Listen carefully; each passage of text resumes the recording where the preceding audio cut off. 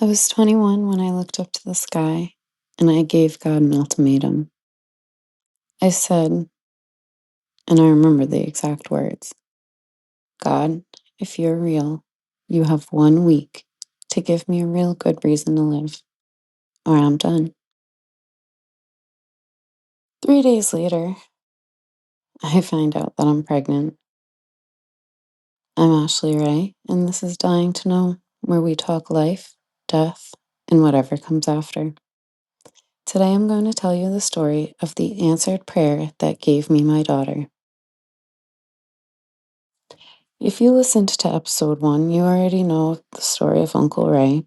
You already knew I grew up feeling presences I couldn't explain, and how I survived a car accident because my dead uncle told me how. This episode picks up a few years later. It's 2015. I'm 21, and I'm in the darkest place of my life. I was working all the time. I didn't have time for my friends. I felt unimportant to the people around me, even my boyfriend at the time. My cat had just died, and I had him for years. I got him in fourth grade, and I was 21 when he passed away. I always referred to him as my firstborn that I didn't birth. And I remember one time telling my mom, this isn't a cat in there. The way we communicated it, it was like he was a human trapped in a cat's body. It was unlike any bond I ever had with a pet before. Losing him really hit me hard. And some people might think, like, come on, it's just a cat. He was so much more than that to me. He was my son, a family member. I loved that cat with every fiber of my being. And so when I lost him, it just made that dark place darker. One night I was looking up at the sky and I made a deal. I said, God, if you're real, you have 1 week, 1 week to give me a real good reason to live, or I'm done. I'm coming home.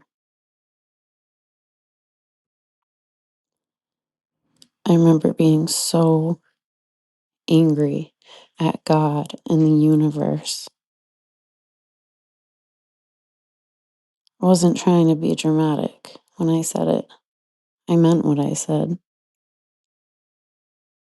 And I knew that if God, the universe, the higher powers that be, whatever you call it, I knew if they didn't answer, I'd be done.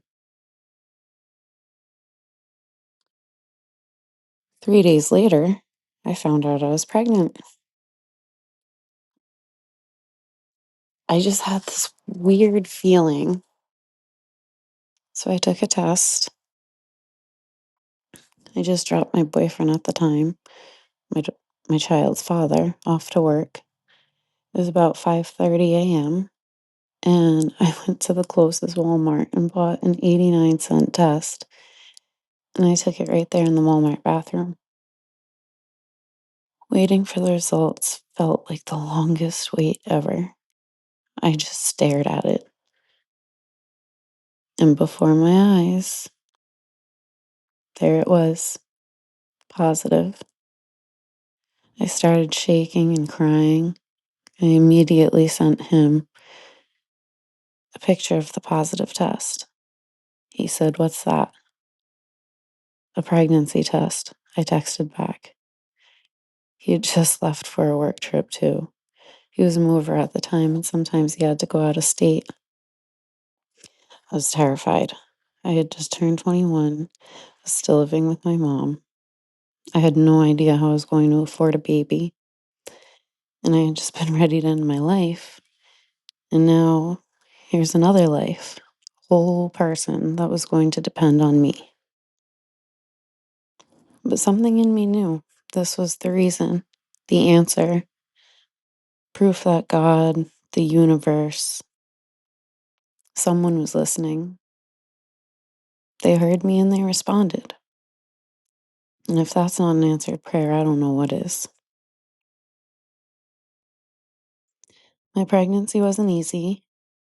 My child's father, let's call him Sean, didn't treat me very well at the time. He was angry that I refused to have an abortion. And it was just a very lonely time. My mom was disappointed in me. Sean was ruthless.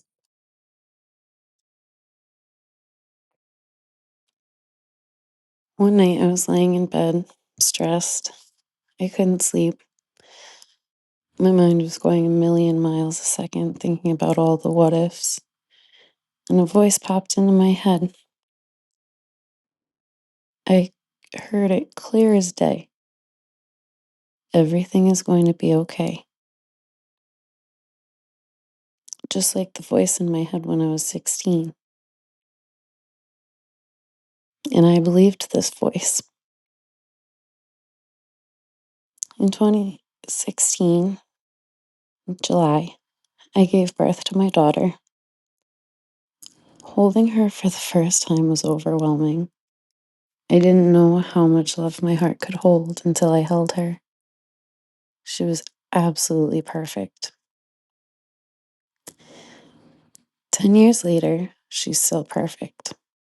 She's compassionate, intuitive, creative, talented, strong-willed, and wild. She's the light of my life. Every single dark night I've had since then, and there have been some dark ones, she's been the reason I kept going.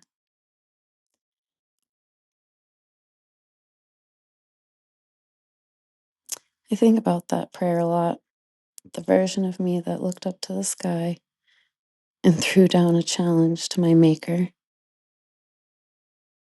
And I'm glad I gave that week a chance. Otherwise, I could have missed her.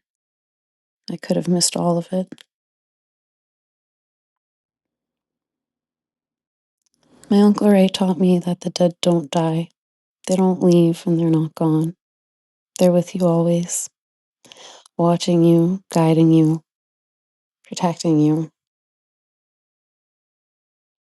My daughter taught me that even in the darkest times, someone is listening and that answered prayers are real.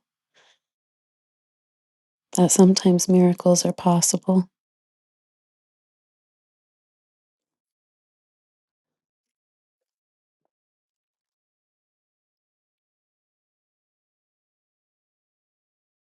The biggest tests of what I believed still lied ahead of me. In the episodes coming up, I'm going to tell you about the year I lost my parents and the quotes that my mom started sending me from the other side. But before I go, I want to leave you with a question. Send me your response to read in future episodes. Here it is. Have you ever asked for a sign and you've gotten one? Have you ever prayed and got an answered prayer? Have you ever begged for a miracle and witnessed one? Tell me, what happened? There are no right or wrong answers here. I'm Ashley-Raye, and this is Dying to Know, where we ask the questions that have no answers. I'll see you next time.